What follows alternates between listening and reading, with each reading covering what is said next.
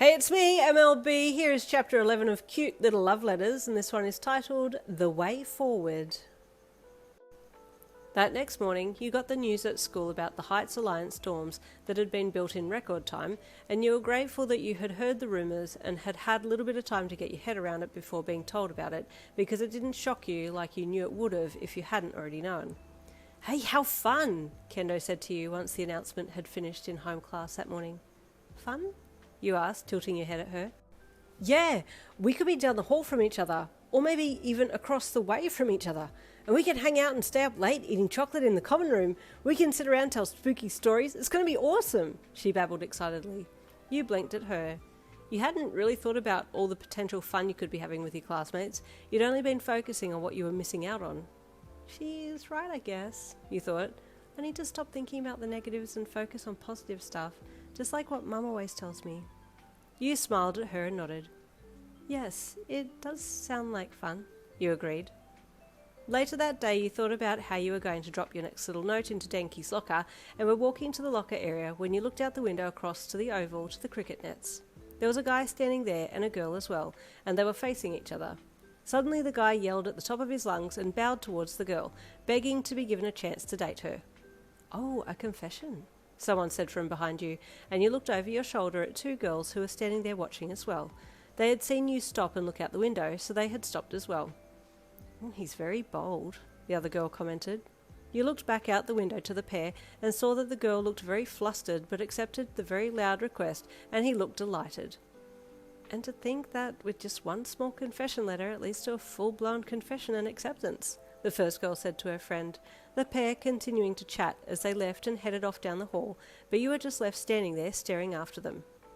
Wait, what? Hang on, you thought, as you looked back out to the newly couple who were now standing there awkwardly looking at each other. Wait a second. You cast your mind back to the time that you had listened in on the guy at his locker, finding a confession note there, and his friend telling him that he needed to go and meet her, and your brain did a freeze frame. Is this the next step? Is this where he was going? She was waiting for him so that she could confess to his face?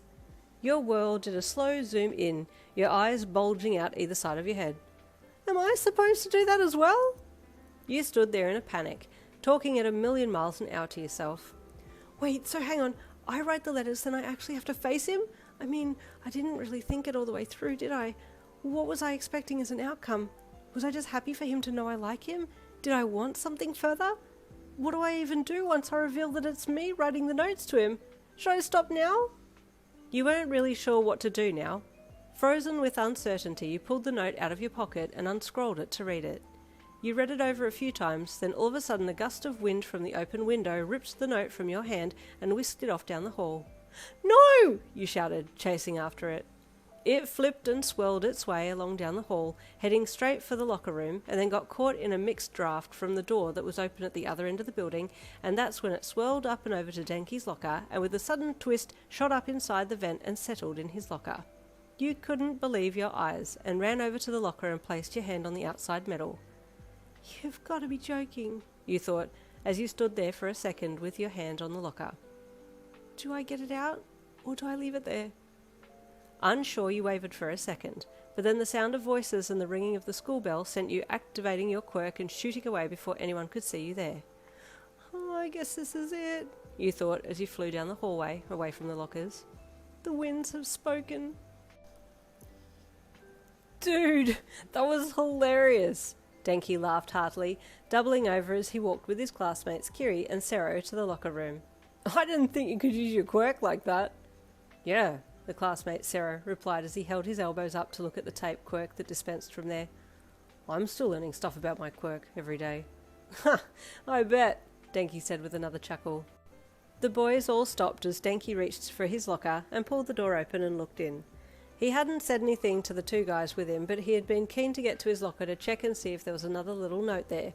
He had a feeling that there wouldn't be because it was the middle of the day, and usually confession notes were at the end of the day, but you can imagine his delight when he saw a small bit of paper lying on top of his books that hadn't been there before. Oh yes, he suddenly said as he grabbed for the paper and pulled it out to read it. Is it another one? Kiri asked excitedly. Yep, Denki said as he read it out loud. You have no idea how fast my heart beats when I see you, he read.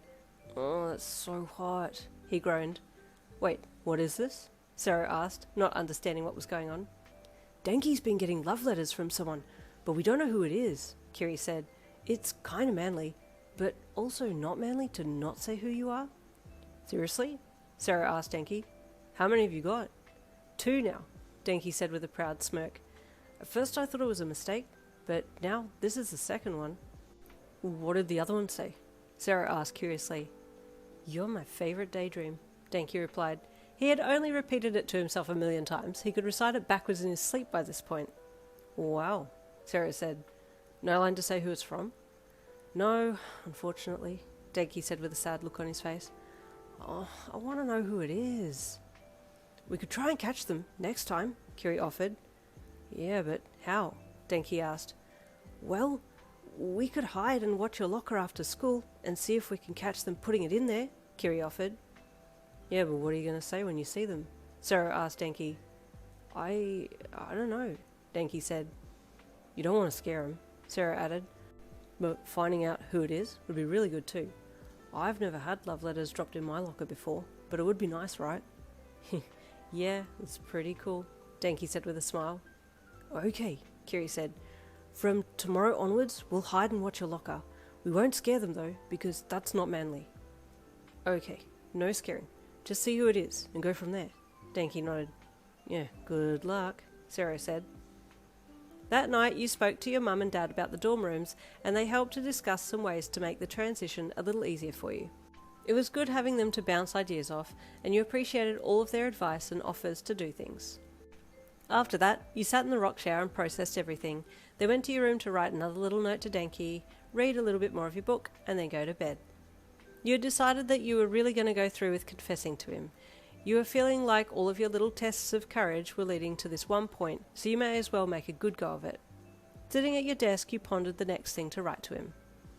I guess I have to make a decision soon about when I'm going to actually speak to him, you thought, as you rolled the pencil up and down the paper in front of you, watching it idly as it rolled.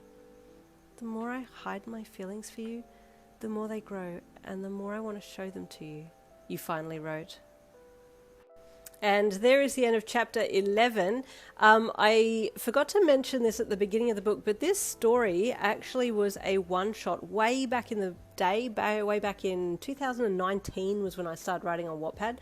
And I liked it so much, the concept of it, that I thought that I would keep it for maybe a future book. So this has been in the pipeline for a long time, and I'm very happy that I'm now getting to make a full book of it. But I don't know do I have anybody here that was from way back in the Wattpad days?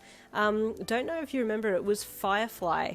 I think that was the title of the one-shot was Firefly, and instead of her having a fairy quirk, she had a firefly quirk, so she could shrink herself down. But then I thought, you know what, fairy's really cute, and I can do a lot more with fairy, so that's why we switched it out.